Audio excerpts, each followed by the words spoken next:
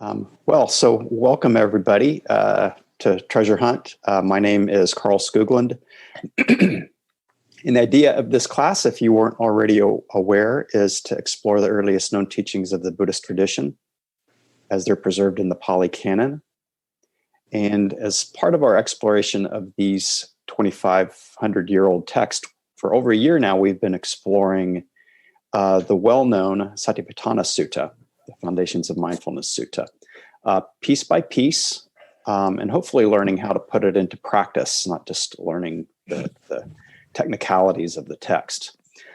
We've covered a lot of ground. There's a lot of material within the text. And what I'd like to do in this morning's special session, you might say, is offer up a guided reflection. Or maybe another way to think of it is it's going to be a somewhat slow Dharma talk. And the idea is you listen to it and apply it to your present moment experience. Okay? So either way you want to think of it, I'll be going through the highlights of this fundamental teaching facet by facet. And I think this work will require no small amount of mental agility, right? As we move from theme to theme. It might also require a small amount of concentration.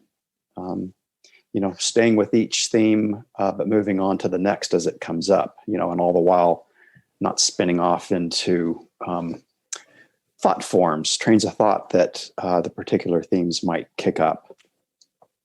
If you're new to the teaching, I ask for your patience. There may be some parts of this that come across as really abstract. But what I hope to do is give you an appreciation for both the breadth of the teaching as well as the depth. In a way, what the tradition calls the domain of Satipatthana. I imagine that in the course of the tradition, somebody else has tried this, but I don't know who they are and if it worked out. So again, we'll see. Let's give it a try. One more thing to consider too, as I've said on a number of occasions, is what I've recommended is to memorize the text. And I don't mean memorize it word for word, but instead memorize the highlights, which is what we'll be doing this morning. What this does, I think that, when we memorize this or when we memorize anything is that we create an imprint in the mind. We create a channel, into which thoughts and intentions tend to flow. And so in a way, you might think of this teaching as a song, and it's a song that we want to get stuck in our heads. It's a song that we want to find ourselves humming, just somewhat automatically, have it come to us easily in our practice and in our daily lives. What we'll do over the course of the next hour or so is track through the teaching as it's laid out in the text. And, you may not want to try to hold your posture that whole time. So definitely, please feel free to adjust yourselves accordingly, over the course of the time period. You may even want to stand up. If you're in a position to lie down, that may work too, if you can still hear what's being said, as long as you don't think you'll fall asleep. You may want to think of this as an hour-long bus tour. And, as we go along, I'm going to point out different themes of mindfulness. This is, I think, important. We're going to be going by each theme, you might say, pretty quickly. We won't stop anywhere for long. But if you see a place, if you experience a place that you'd like to go back to, make a note of it in your mind. That mental note, that's a place I want to go back to again and explore a little more deeply. I think this especially applies to the middle part of the refrain. which we'll hear again and again, it being the refrain. And it is the part in which we investigate how things arise, how things pass away, right? How they fluctuate. So again, that's a portion of this text that's just ripe for diving into things a little more deeply, but that we won't have time for this morning. Okay, so if you haven't set your posture already, I invite you to do so. Close your eyes if that helps.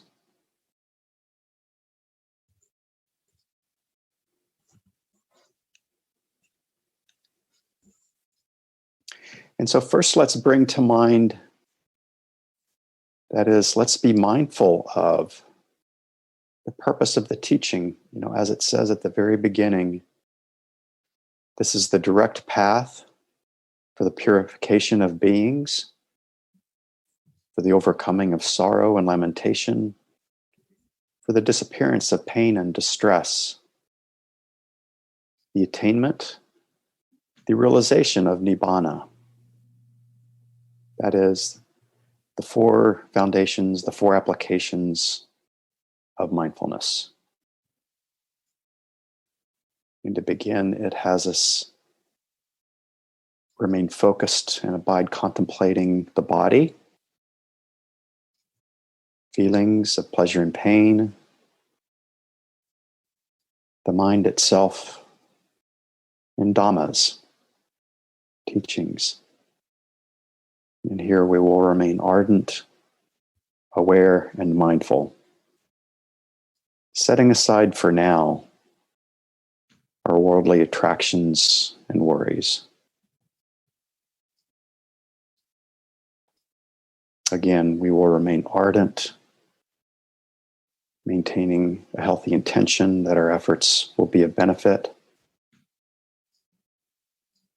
that our efforts will be a good use of our time, a good use of our mind.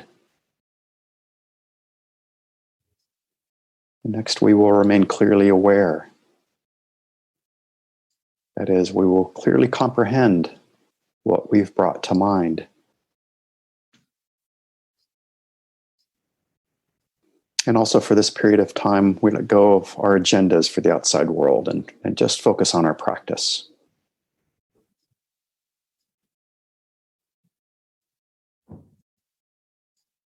So we start with the body. In particular, we start with the breathing. Very simply, breathe in now and know that you're breathing in.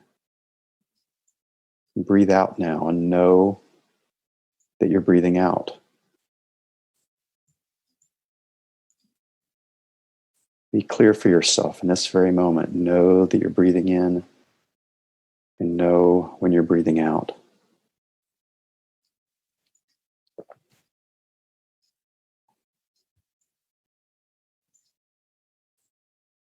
And now know if you're breathing in short or breathing out short, in long or out long.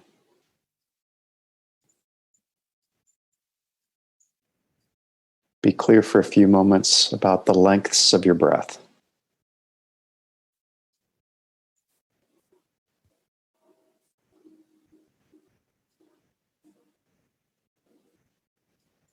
Next, the teaching has us make a shift.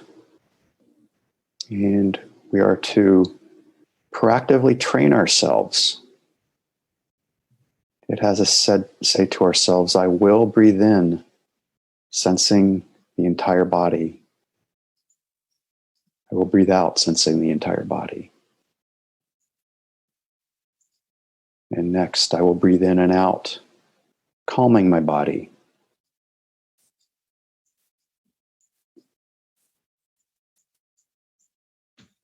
You might breathe in now, feel the body, breathe out and relax the body.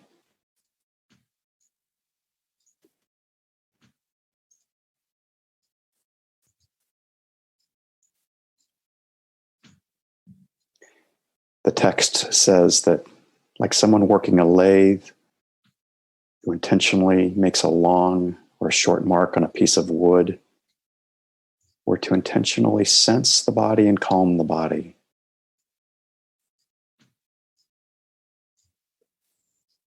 In doing this, we make the body a place that the mind likes to be.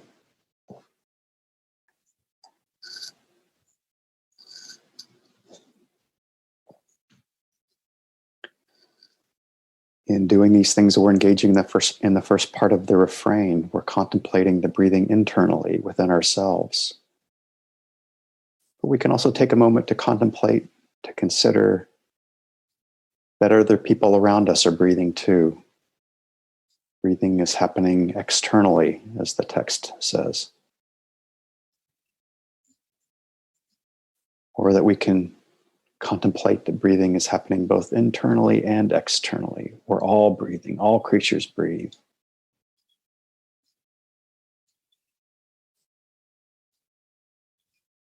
Consider how that's happening. The next parts of the refrain have us contemplate how breathing arises and passes, fluctuates.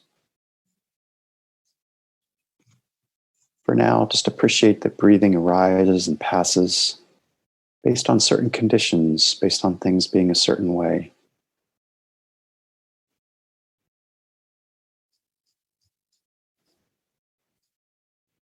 The refrain also has us maintain as one option simple bare knowledge that we are breathing. There is breathing.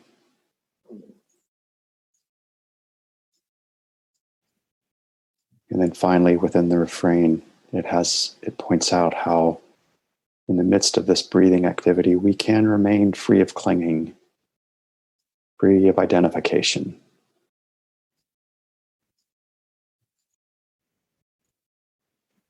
See if you can experience that composure right now.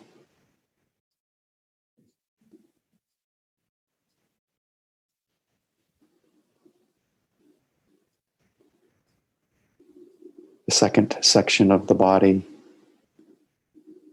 has us know our bodily postures, walking, standing, sitting, lying down, however the body is disposed. This is one way you might bring the practice into your everyday life. In this moment, most of us are in the sitting posture. It's so simple, so unremarkable, yet this posture can be held with a measure of dignity and uprightness.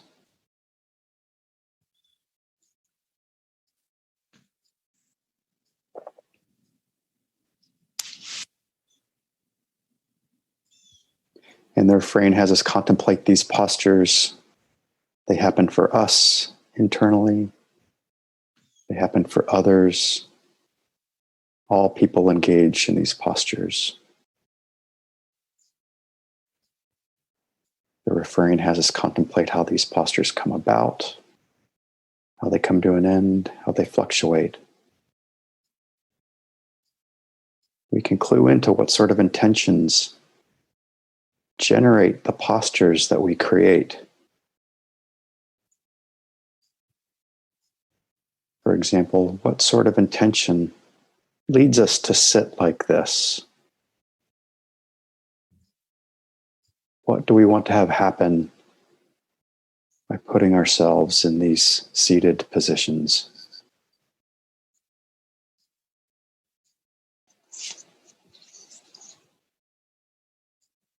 Or you might just simply maintain the bare knowledge that there is this sitting position.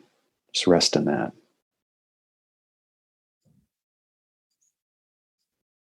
And in doing so, we might find our sense of composure, our freedom from clinging within this posture. See if that's possible for you right in these moments.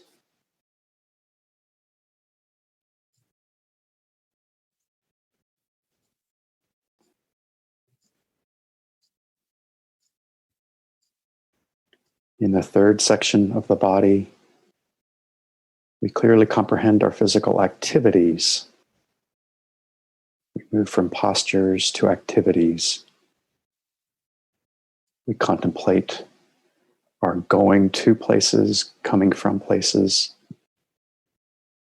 looking toward or away from something, flexing, extending our limbs. We comprehend what we're wearing, what we're carrying. We comprehend our consuming, our bodily consuming and evacuating.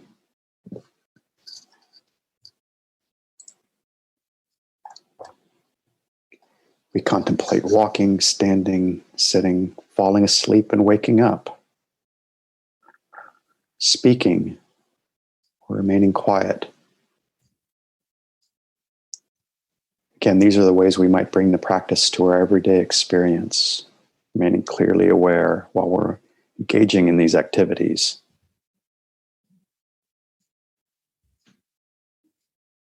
And the refrain has us contemplate these activities, that they happen for us, for people around us. We all engage in them. In a sense, they're impersonal.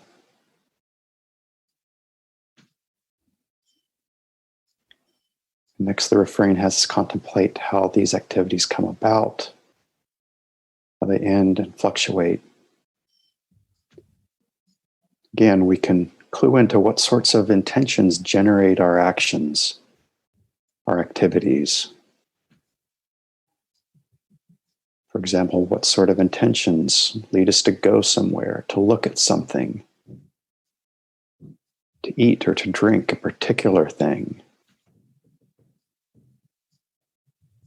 Why are we wearing what we're wearing? Why do we speak or remain quiet? Whatever physical activity we're engaged in, let's be clear. Why are we doing it?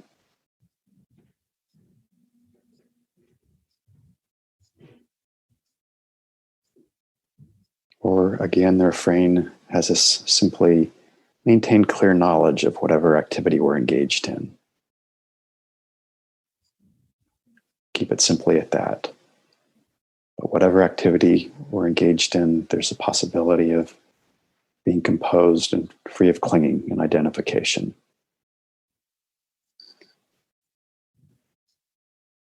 See if you can tap into that right now. Is that a possibility?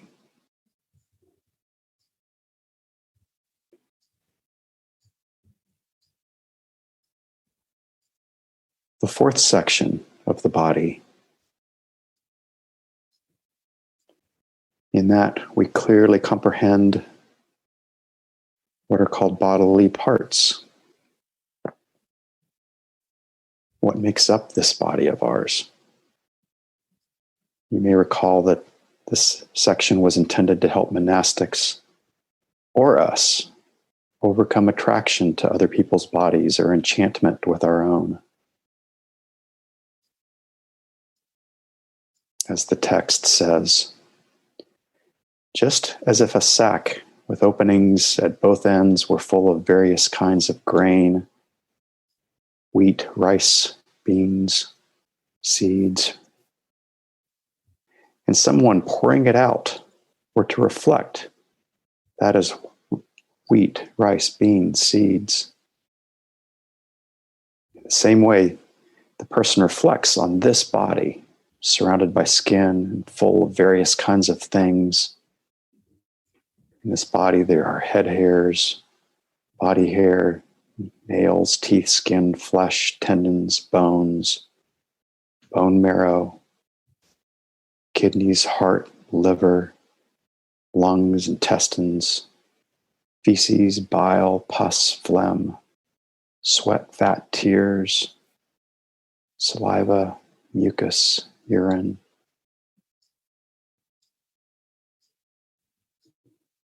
Again, this reflection is not intended to invoke aversion. It's instead intended to promote disenchantment. That is, to not be enchanted.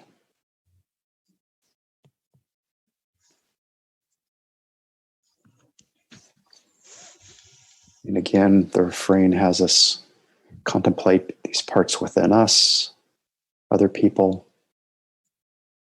All people are composed of this biological concoction,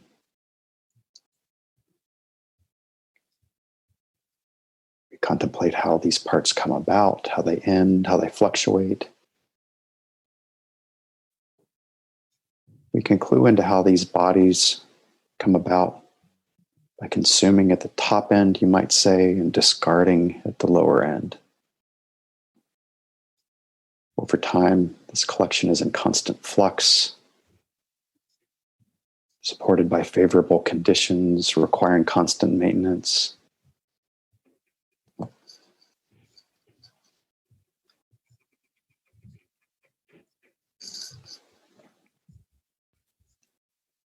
Or you might just simply maintain, again, clear knowledge, bare knowledge that these elements exist.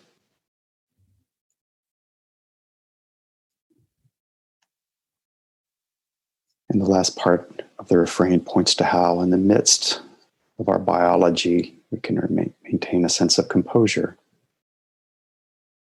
Again, free of identification and enchantment. See if that's possible for you right now.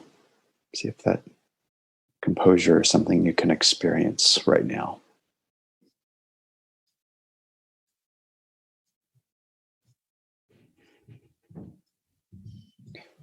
In the fifth section of the body, you review the four great elements: earth, water, fire, and air. And the text has us consider that just as a butcher might cut up a cow, and we see the cow now in parts, we can see that this body is just these fundamental aspects of solidity, liquidity, warmth, and movement. Earth, water, fire, and air. Our flesh and bone is solid, our blood is liquid. We turn food into warmth, and we move. The point is that whatever experience the body is providing us, that experience can be viewed as just a combination of solidity, liquidity, warmth, and movement.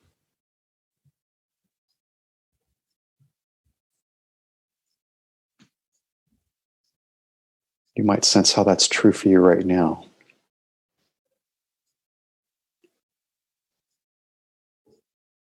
Solidity, fluidity, warmth, movement.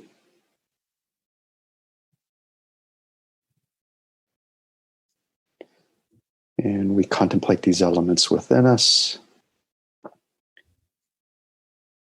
for other people around us. We are all composed of these impersonal elements.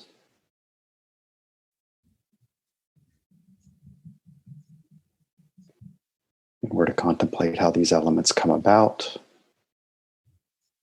how they come to an end, how they fluctuate.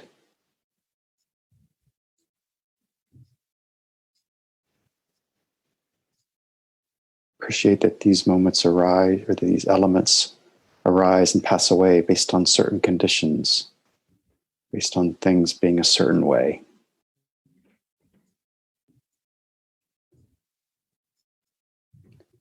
Or we might simply maintain clear knowledge, bare knowledge that these elements exist.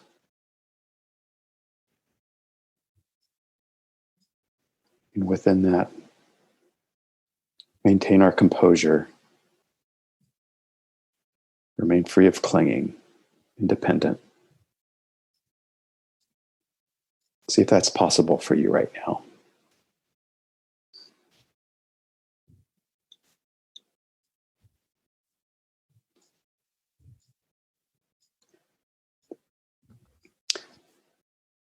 The sixth and the last section of the body, it has us visualize stages of physical death and bodily decomposition. These are known as the charnel ground contemplations. And with the goal of overcoming fear and coming into composure, the Buddha has us reflect on the perhaps uncomfortable reality, the inevitable future of these bodies. The text says, as though you were to see a corpse thrown aside in a charnel ground, 1, 2, or 3 days dead. You see that body puffed up, changed in color. What has been inside has started to come out, leak out. Visualizing that, the Buddha has us acknowledged, my body is at that same nature. It will be like that. It is not exempt from that fate.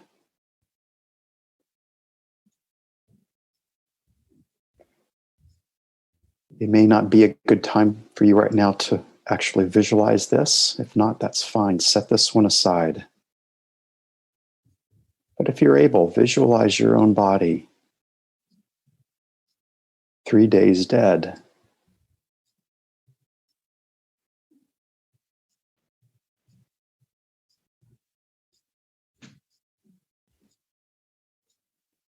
My body is of that same nature. It will be like that. It is not exempt from that fate.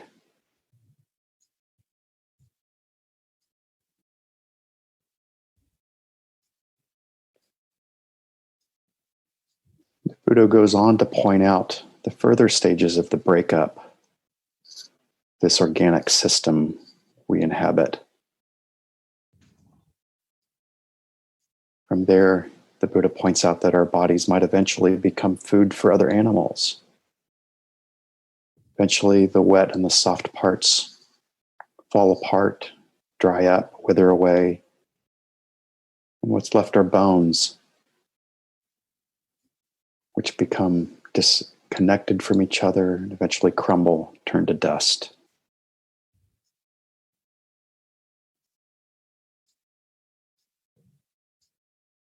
If you feel able, picture this for yourself.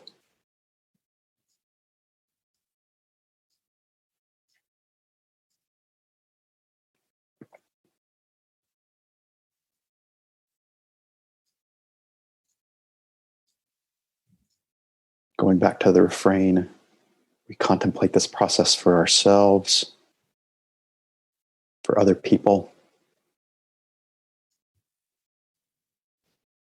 This is the destiny for us all.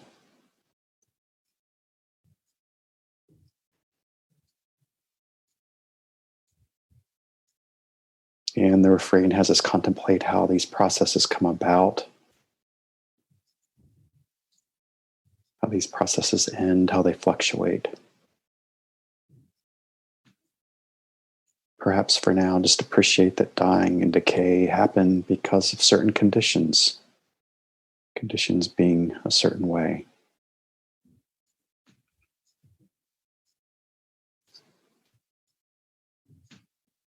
Or we may simply maintain clear knowledge that this is the reality.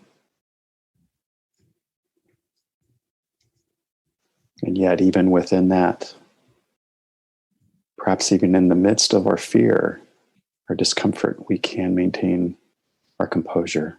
Part of our mind can be free of clinging.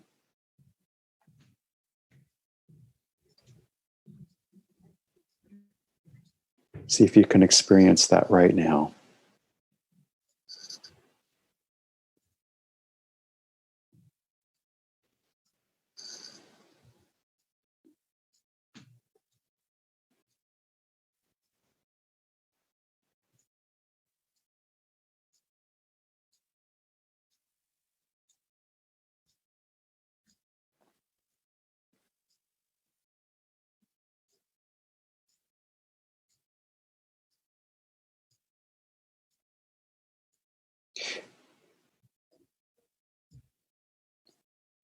Before we move on to the contemplation of feeling,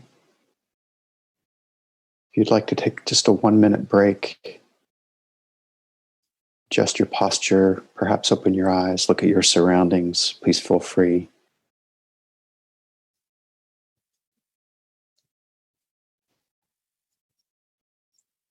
Maybe stand and stretch. But if you do so, maintain clear awareness of your movements. Notice your transitions in posture.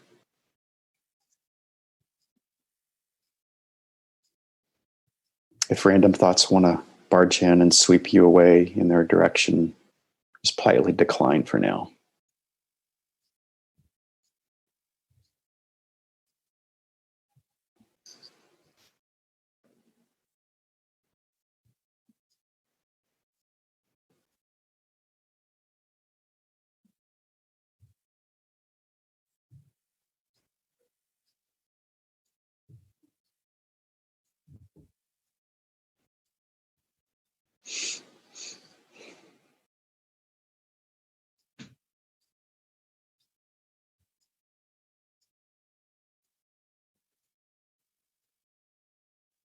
All right, so coming back, returning to our contemplation, moving on to the second Satipatthana.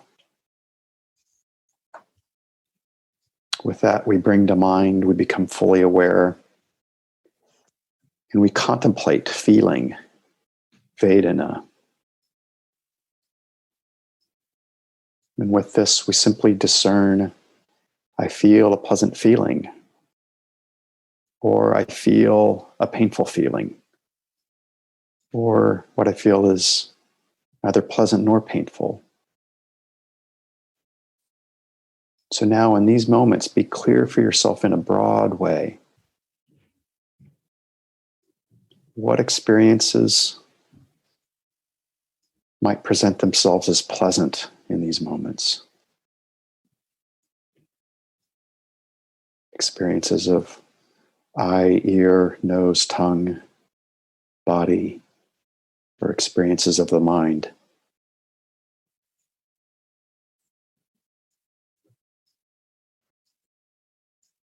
Within those 6 realms, what could you call as being pleasant?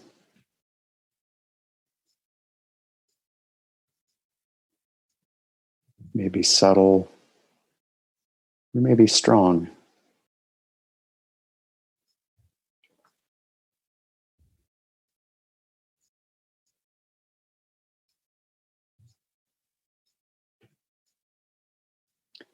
On the other hand, let's name for ourselves what experiences of eye, ear, nose, tongue, body, mind might present themselves as unpleasant, as undesirable, painful maybe.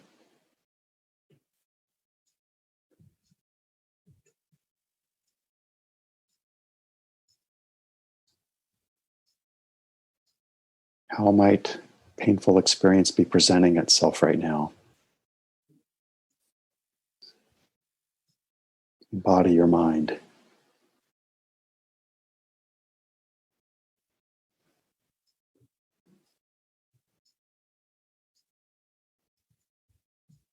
Or be clear what raw experiences might present themselves as neutral. See what experience qualifies as neutral. We usually don't pay attention to these. See if you can pay attention to them now.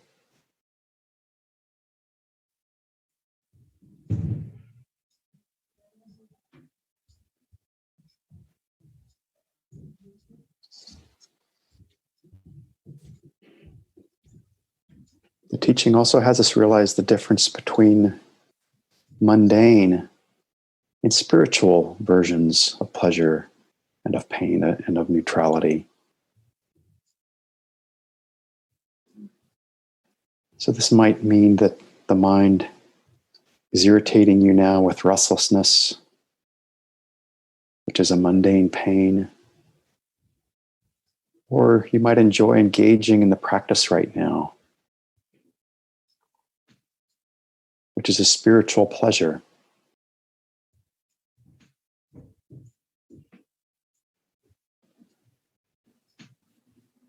Just contemplate for a moment that there is a difference between our everyday pleasures and pains and our spiritual ones.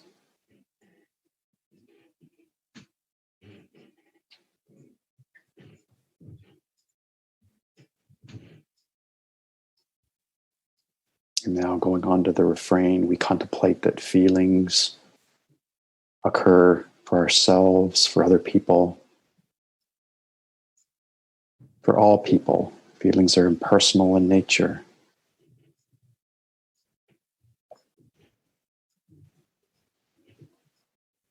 And the refrain has us, as we've said, to contemplate how feelings come about, come to an end, how they fluctuate.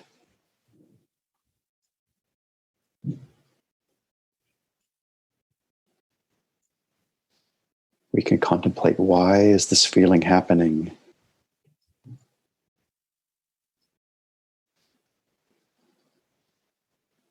For now, we might simply appreciate that there is this swirl of feelings, all concocted, compounded. Feelings arise because the conditions are suitable for these feelings to arise. That once those conditions pass away, the concocted feelings also pass away.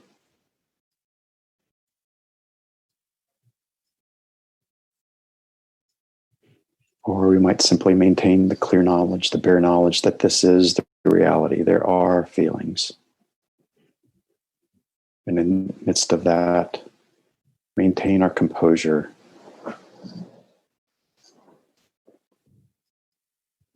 Remain unenchanted.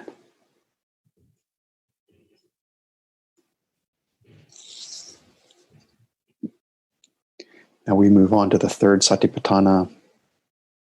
And with that, we bring to mind, we become fully aware of and contemplate the mind itself. And what you might think of as a body scan of the mind, sweeping through, being clear about what you might say is the environment of the mind. The text has us simply discern. First, this mind is being affected by desire or not. Simply be aware, is my mind being affected by desire right now, or is it not?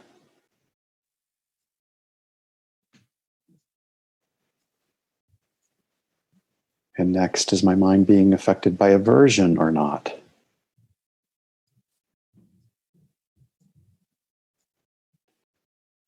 Is my mind being affected by delusion or not?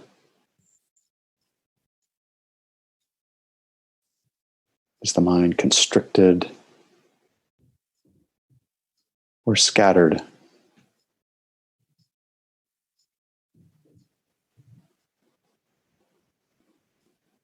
See what's true for you now.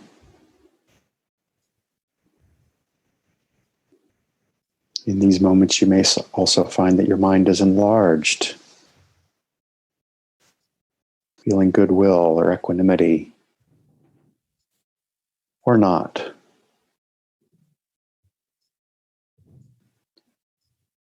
You may find that the mind is concentrated or not, feeling relatively released or not, feeling bound instead.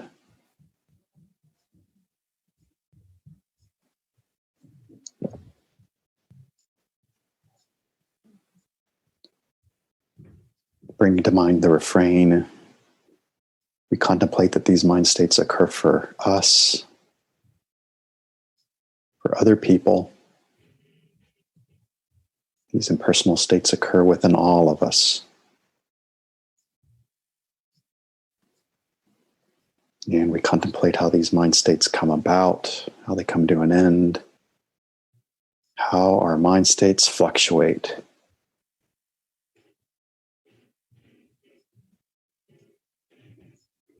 All these mind states concocted, compounded, again, being based on conditions, being suitable for the mind states to arise. And once those conditions pass, so too does the mind state.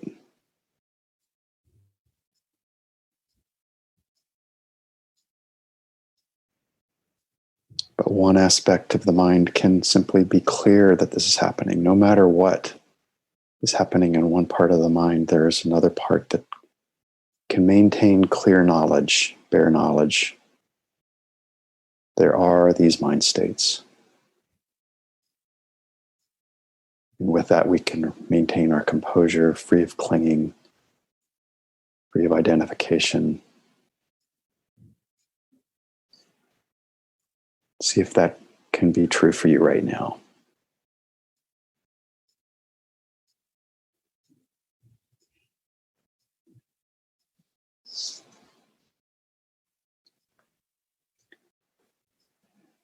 And next, now we move on to the fourth Satipatthana. We bring to mind, we become fully aware of, contemplate 5 dhammas, 5 fundamental teachings.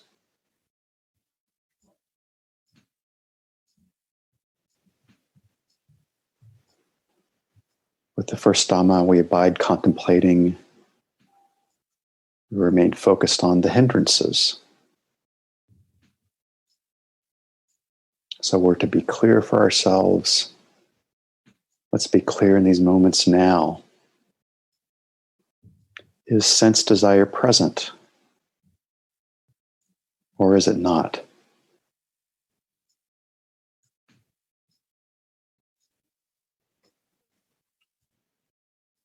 Is sense desire affecting my mind, or is it not?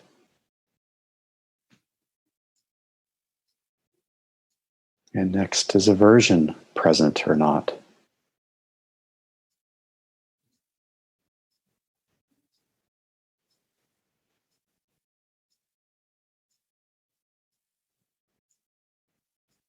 Next, is there any sloth or torpor present or not?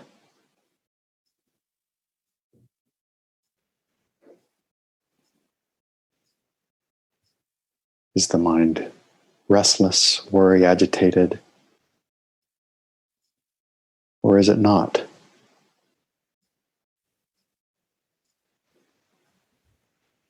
Is there any doubt present?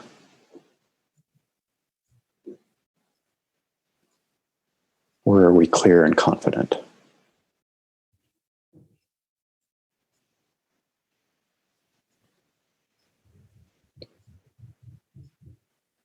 And as I've said, we don't have time in these moments, but for later, appreciate that this teaching directs us to try to understand. It directs us to investigate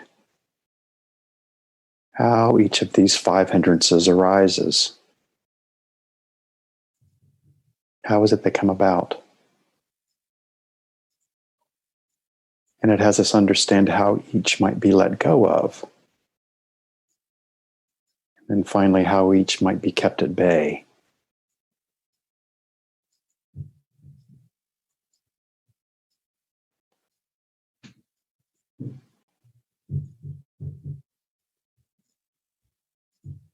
Something to work with for later. And with the refrain, we're to comprehend that the hindrances happen within ourselves, other people, all people. They arise because conditions are right. They pass away, and those conditions pass away. Or we might simply be clear, there are these hindrances in that part of the mind that can be clear, even in the midst of that, can be composed, free of clinging.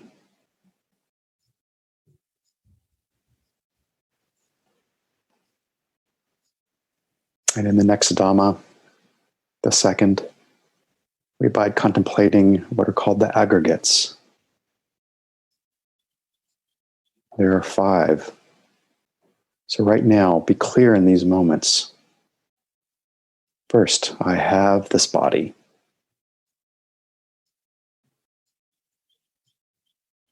have this body with eye, ear, nose, and tongue.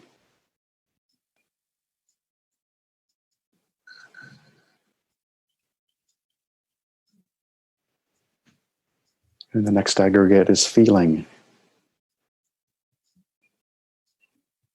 Just know now in these moments that I'm experiencing some measure, some proportion of pleasure and pain.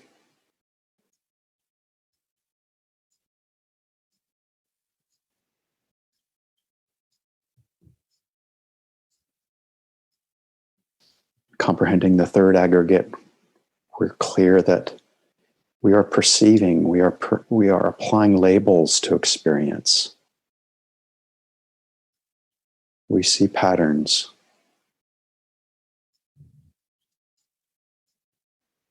That's the third aggregate.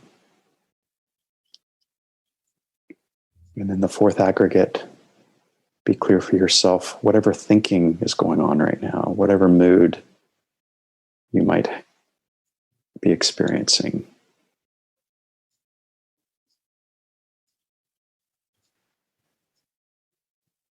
Be clear about what sort of intention you're maintaining right now.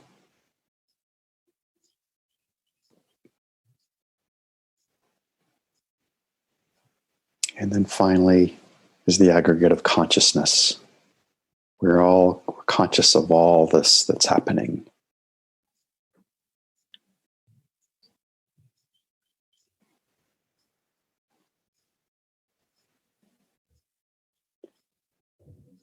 And with the refrain, we're to comprehend that the aggregates occur within us, other people, all people.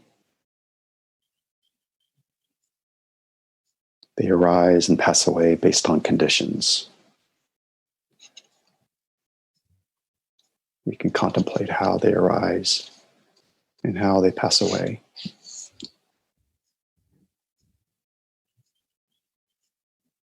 Or again, you just might be clear with bare knowledge. These aggregates exist. This is the reality. And within that, have a mind that's free of clinging, that's composed.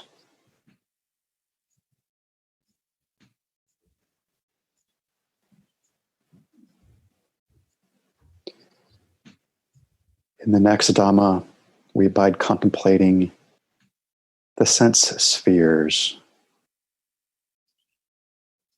of eye, ear, nose, tongue, body, and mind.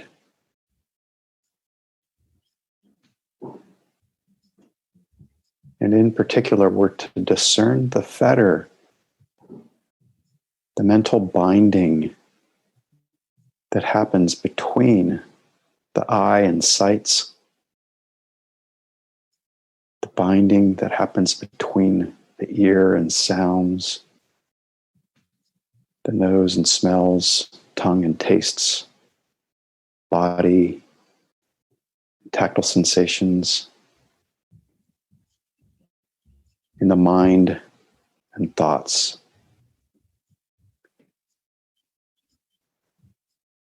With this teaching, we're to understand all of those kinds of binding.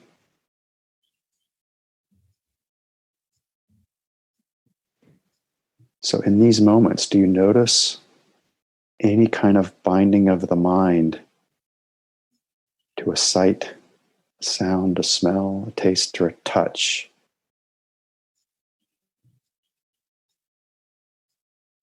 Do you notice any kind of binding of the mind to a thought or an emotion?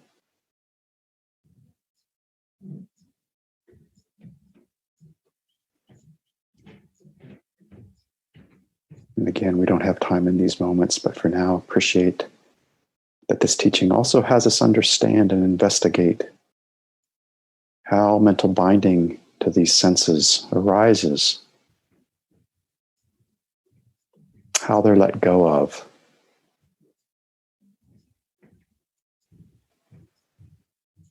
and how they're kept at bay. This is something that we can do in our practice.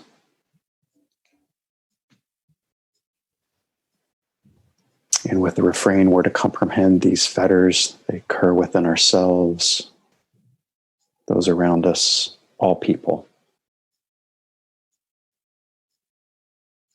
Fetters arise because the conditions are right. And they pass away when those conditions pass away.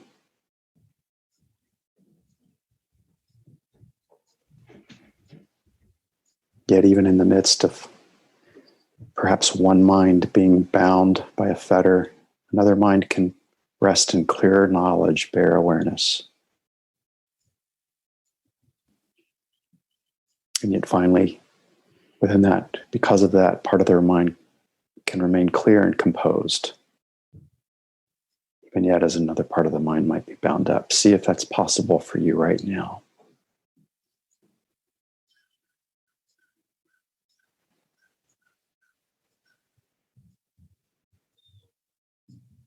In the next Dhamma, we abide contemplating the factors of awakening.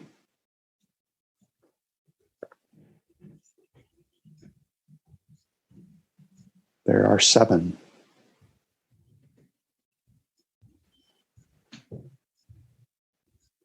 So in these moments, first be clear about what you're bringing to mind. Mindfulness is the first factor. What am I bringing to mind right now?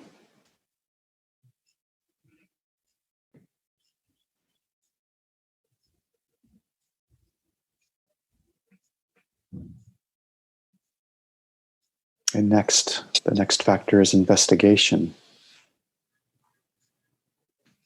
which we inquire, do I see, do I understand what is happening? Do I understand what I've brought to mind?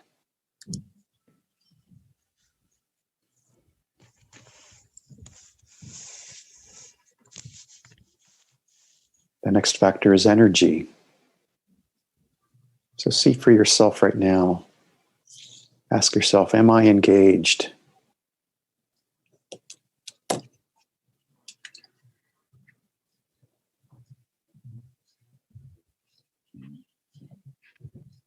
Next is happiness. Am I happy or am I glad to be engaged in the practice right now?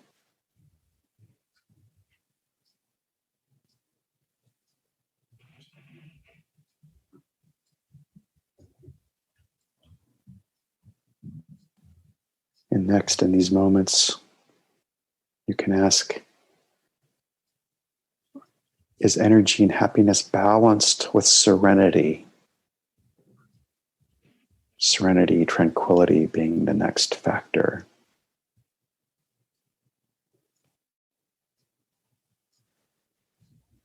And next is the mind settled, collected. Is the mind concentrated?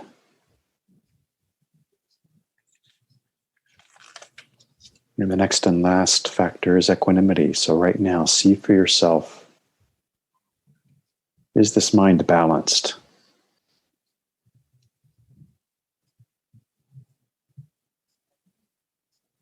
Unperturbed?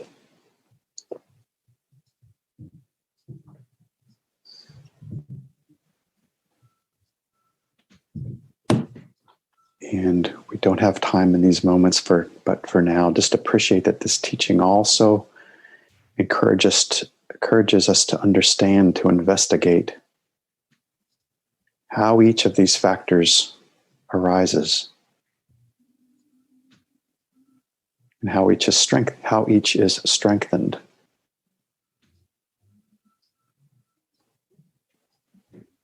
And once again, with the refrain, we're to contemplate the awakening factors within ourselves, other people, all people. They rise and pass away based on conditions.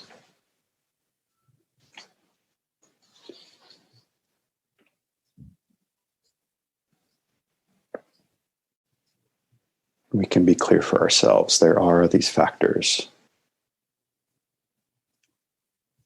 We can be composed, clear, free of clinging.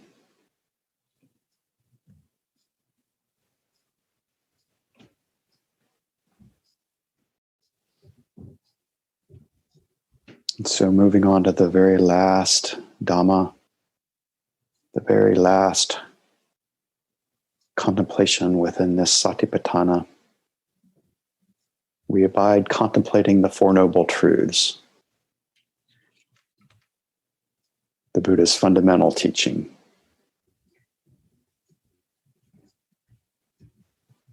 And with that, we're to understand quite simply, first, the truth of dukkha.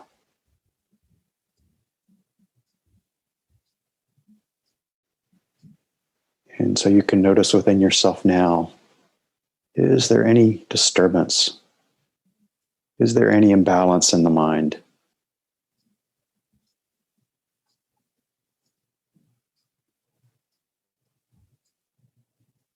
It might be subtle, or it might be prominent.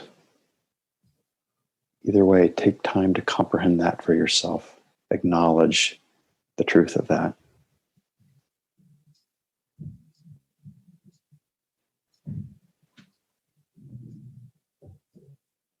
The second noble truth is the cause of dukkha, craving. Again, both prominent or subtle.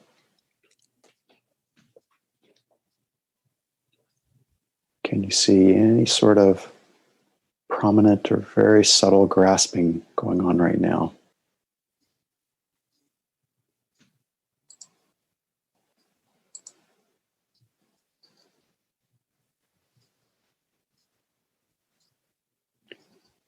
Third is the truth of the end of dukkha.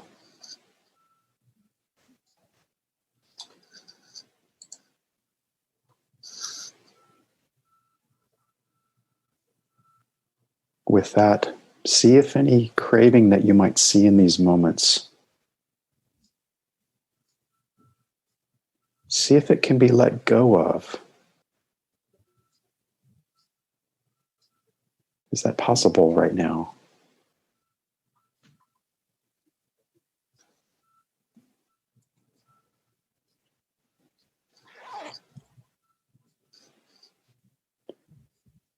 And then finally, the fourth truth is that there is a path which leads us to the end of dukkha. We can ask ourselves, am I on that path right now? Am I putting the path into play?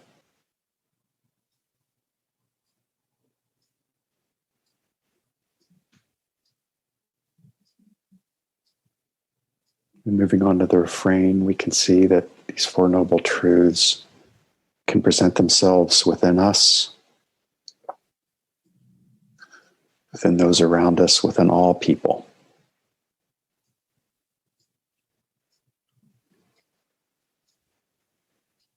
We can appreciate that these truths arise in our lives based on certain things happening around us and within us. But we can also be careful to see that these truths can diminish within us.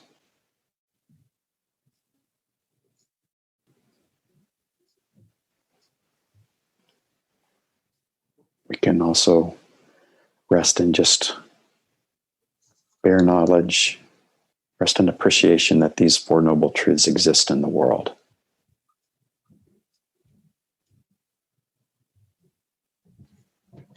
And with that, perhaps part of the mind becomes clear, composed, free.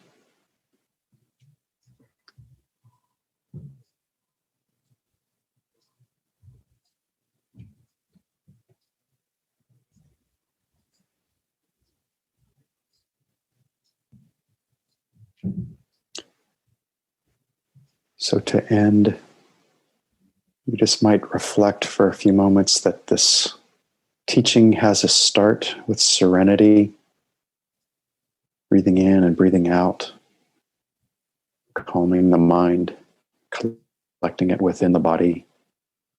And this teaching concludes with insight, the fundamental insight of the Buddha, the Four Noble Truths.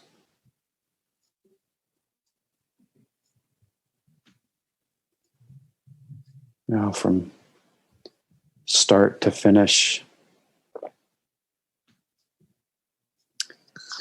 this teaching has us set up, has us establish these contemplations within us. Use them as frames of reference for our lives.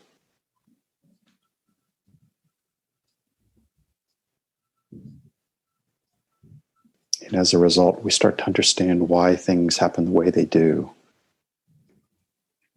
We become wise about why we suffer, and we become wise about how we can be free.